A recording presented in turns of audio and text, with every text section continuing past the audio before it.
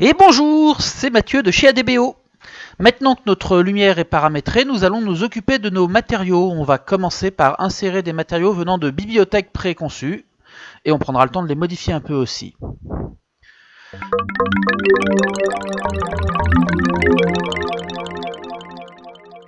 Voilà, les bibliothèques de matériaux, visibles ici sur la droite de mon écran, sont disponibles sur le site carquitea.net où on peut les télécharger et puis après les installer. Moi j'en ai fait quelques-unes. C'est intéressant pour les matériaux compliqués comme le verre ou les métaux.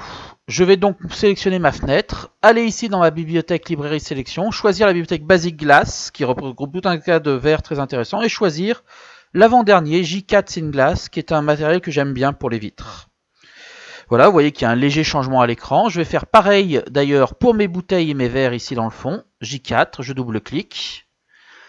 Ensuite, un autre type de matériau bien pratique, ce sont les matériaux métalliques. Je vais donc sélectionner les surfaces métalliques de mon modèle, aller dans Librairie Sélection, choisir ce coup-ci la bibliothèque Metal Matte Fong, et je vais cliquer ici sur Aluminium F01. Je double-clique, vous voyez que ça devient noir, c'est normal. Je vais faire pareil sur les petits pieds de table là-bas au fond. Aluminium 01, hop là. Voilà pour les principaux matériaux. Ensuite, je vais installer aussi quelques matériaux préenregistrés sur mon bord de fenêtre, ma tablette et mes interrupteurs. Et je vais aller chercher des matériaux plastiques. Venir dans la bibliothèque qui s'appelle Basic Plastic. Alors, vous voyez qu'ils ont tous de la même couleur jaune. C'est un petit peu dommage, mais c'est pas grave. Parce que une fois que j'aurai appliqué mes matériaux, je viendrai les changer. Donc, je vais surtout m'intéresser aux reflets. Donc, je vais sélectionner le cadre de ma fenêtre et venir choisir, par exemple, une fenêtre comme ça avec un petit reflet très net. Hop là.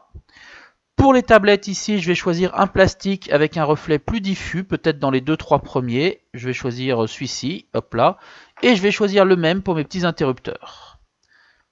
Voilà. Donc appliquer les matériaux, vous voyez, c'est très facile. Pour les modifier, c'est un tout petit peu plus compliqué. Ça va nous permettre de commencer à toucher à l'éditeur de matériaux. Je vais par exemple choisir ici le cadre de ma fenêtre. Venir trouver le nom repéré par une étoile jaune ici à droite, à gauche, excusez-moi. Un clic droit, Edit Material. Et la fenêtre édition matériel qui est un peu plus complexe, je vais pas tout de suite, on l'abordera plus dans un prochain tutoriel. Je vais cliquer ici sur les petits calques qui sont sur le côté, je vais cliquer sur le 0 et là je vois apparaître la couche dite diffuse. Diffuse, c'est la couleur de mon objet. Donc là c'est jaune, ça ne me va pas, je clique dessus et je viens choisir par exemple, puisque le cadre de ma fenêtre, un gris quasiment noir. J'accepte, j'applique le changement et je ferme l'éditeur. Je vais faire pareil pour mes petites tablettes, je les sélectionne, je trouve le nom avec l'étoile jaune, Edit Material, je trouve le calque où se trouve la couche diffuse, un clic sur le petit carré jaune, et ce coup-ci je vais mettre un blanc légèrement crème, peut-être comme ça. Voilà, c'est pas mal, je fais appliquer le changement. Et pour les interrupteurs, je vais choisir un gris. Edit Material, le calque, et je viens choisir un gris presque blanc. Voilà, accepter matériaux, j'applique le changement.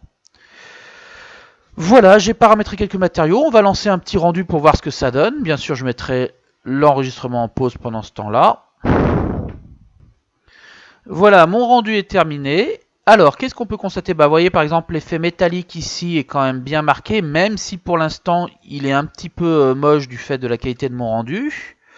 Mon verre est très transparent et on distingue déjà ici un léger reflet qu'on devine aussi là pas mal sur ma bouteille. Voilà, pareil sur le cadre de ma vitre. Donc je suis assez satisfait des matériaux préenregistrés que j'ai utilisés.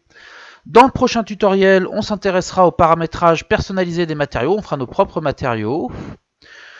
Si vous voulez vous tenir au courant de nos dernières vidéos, n'hésitez pas à visiter la page Facebook de ADBO SketchUp Formation. Vous trouverez le lien dans les commentaires. À bientôt!